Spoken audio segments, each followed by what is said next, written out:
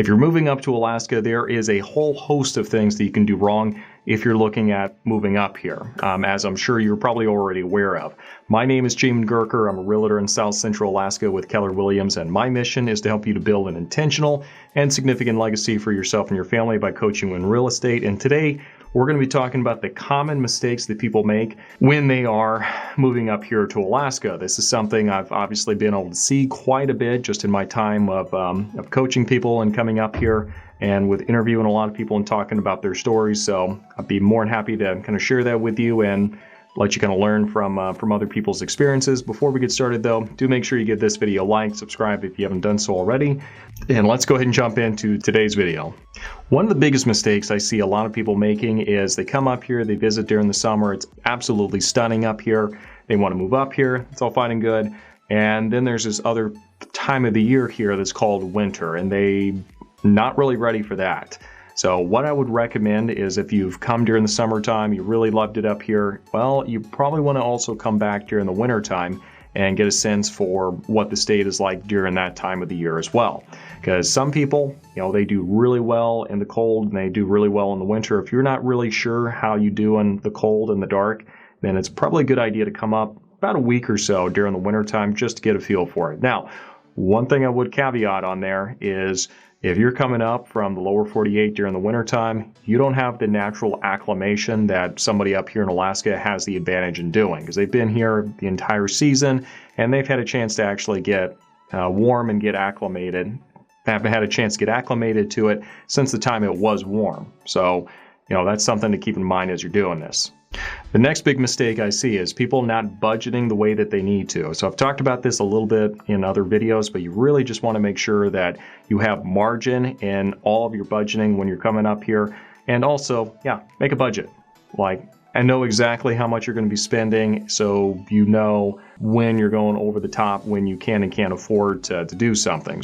Third biggest mistake I see a lot of folks making is seeing all these TV shows, all these YouTube channels, and seeing all this stuff about really cheap land and kind of taking it at face value and not pulling it back a couple layers. So when land is really cheap up here, it's cheap for a reason, usually because it's really remote and the cost of developing it is going to be really high, or the cost of making it accessible is also going to be really high. If you happen to already have, the snow machines, or if you happen to have like a plane or something like that, then that's probably going to be a good deal for you in that case. But for most people, you're going to need access by road, and it's very expensive to put that in if it's not there already. So read between the lines. If you see really cheap land, if it's in a good area, it's probably going to be more expensive. I know Alaska is not bad at all compared to other places, but just read between the lines. And make sure you're informed on any land if you're looking at it up here. Just because it's cheap doesn't make it a good deal. Let's take a break here real quick. For those of you who've been watching for a bit, I host the Alaskan Journey podcast. And that is great because I get to talk with people who've recently moved up here or have lived up here for a while about their authentic experiences of living up here. So it's not just me talking about it. So make sure you take advantage of that podcast. And if you have any questions about moving up here, then by all means reach out to me on my website down below, and I'd be happy to send the relocation guide to you that'll answer most of your general questions. Now, let's go and finish up today's video. Next big thing I would say that really is a mistake for people is expecting the entire process to be simple and easy moving up here. So if your expectation is that things are not going to work out exactly the way you planned, and the image you had in your head is not what you see as soon as you get up here, especially all seasons of the year, you're going to be a little bit more adaptable, and your prospects of making it long-term up here are going to be a lot better.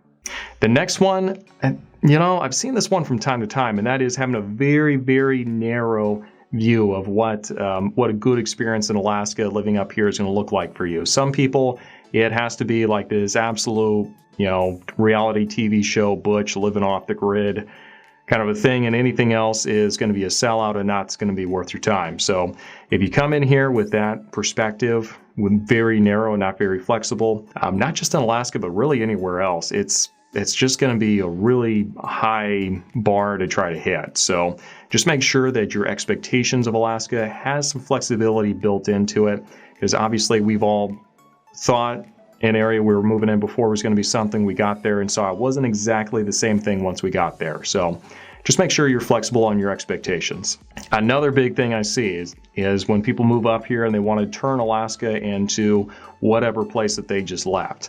It's not really as bad up here as it is in some places, but I know that people have a propensity of wanting to turn that state they moved into the state that they just left from. So Alaska is its own unique thing, and I wouldn't expect Alaska to have to change and become like Hawaii, or pick any West Coast state that you'd like to. You have to really just love and appreciate every state for what it is. I don't go to Hawaii and expect it to be Alaska. I don't go to Florida and expect them to be like Alaska.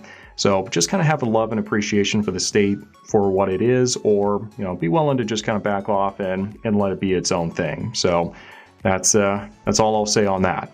Okay, other big tactical mistake here is bringing too much stuff with you when you're moving up here to Alaska. So I had 2 checked bags in the carry-on when I moved up here for the second time, and that's the way to do it. But some people are not in a position in life where they can do that like I was. So if you have the ability to do that, if not, then you have to really start prioritizing what's important and what's not, because it gets very expensive very quickly when you're trying to move a ton of stuff up here. So just make sure you consolidate down as much as you can, and you're not trying to move too much stuff up here, because it gets expensive and it gets very stressful.